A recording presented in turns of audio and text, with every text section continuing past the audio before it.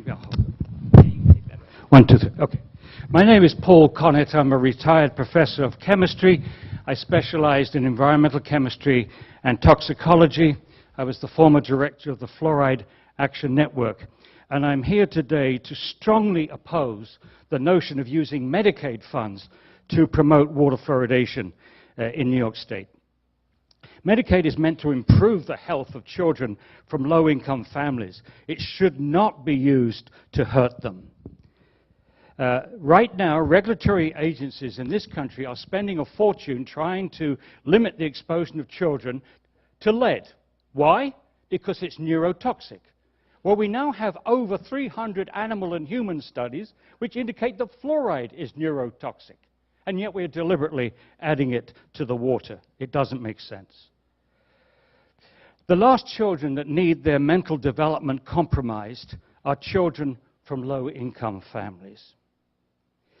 I asked the Department of Health to provide a list of primary studies that gives them the confidence to ignore these 300-plus animal and human studies that fluoride is neurotoxic.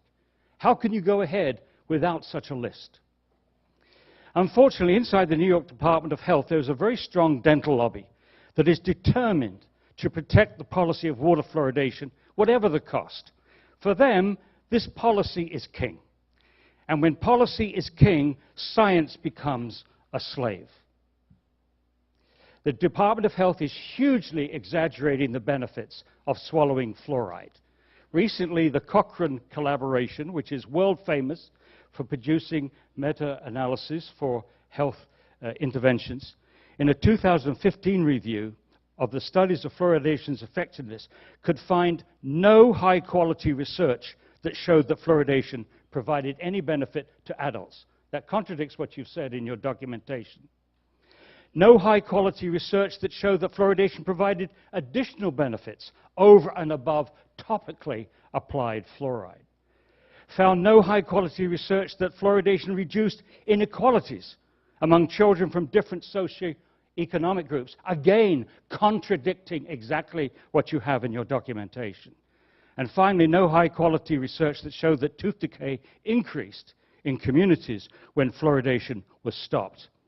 In addition, the Cochrane team was not convinced that studies conducted in the 40s and 60s showing that water fluoridation reduces tooth decay in children are applicable to today's society, as nearly all the studies reviewed had a high risk of bias and were conducted prior to the availability of fluoride toothpaste and other sources of fluoride which we have today.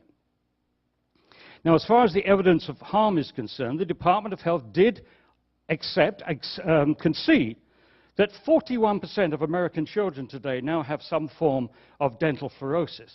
But they can hardly deny this damage because it's visible.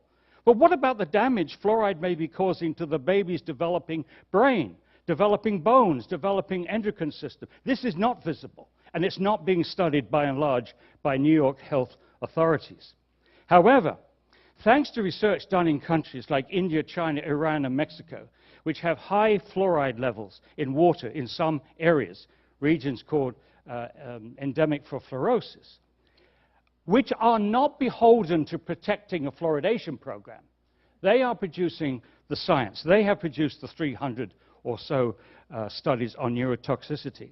And now we're beginning to catch up in the West. In the last few years, we had a meta-analysis of the IQ studies by Harvard. We had Malin and Till's study on ADHD, and we had a Peckham study on lower thyroid function, both in 2015. You have about a minute left. However, the evidence is being ignored by the Department of Health. Meanwhile, the National Institute of Environmental Health Sciences has agreed to conduct a major review of neurotoxicity, doing its own experiments if necessary. You should wait, the Department of Health should wait until you've got the results of that before you continue to push more fluoridation. Now, I've been researching this issue for over 20 years, and with 2 colleagues, I wrote this book, and I would like to provide a copy to this book, to the department, and hope that one of your bureaucrats, one of your scientists, or more, can write a written response to this. And if you can't, you have to question whether you are going to continue to promote it. Basically, what we're looking at is political science that favors fluoridation. The physical science says it's dangerous. And I ask you, how can you put valuable Medicaid dollars, which should be spent on some of the programs that our friends here are talking about, into giving kids poison, threatening their mental development, when you should be concentrating on better diet, better education?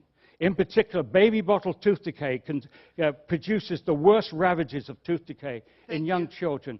That's where the education needs to be. That's where the Medicaid dollars need to be delivered at the local level, and not this Band-Aid of putting a toxic substance in the drinking water. Thank you.